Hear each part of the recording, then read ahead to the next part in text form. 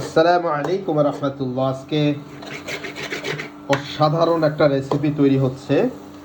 এখানে আপনার পাতাকপি, তারপরে হচ্ছে ডিম, চিনি, তারপরে হচ্ছে তেল আর হচ্ছে লবণ মিক্স করা হয়েছে। তার সাথে ধনিয়া আছে, একটু পরে দেব।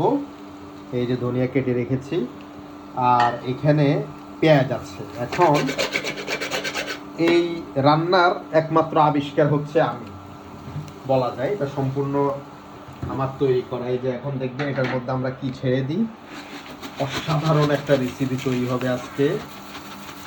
Wow wow wow wow wow wow, মাশাআল্লাহ মাশাআল্লাহ মাশাআল্লাহ মাশাআল্লাহ। মোটামুটি 4-5 জন নাস্তা হয়ে যাবে আশা করি ইনশাআল্লাহ। দেখি এখন আমরা কি দিতে পারি। এখন আমরা ধনিয়াগুলো ছেড়ে দেব, তারপর একটা নাড়ান দেব। দেখবেন যে এটা থেকে আপনার অসাধারণ একটা সুবাস বের হবে।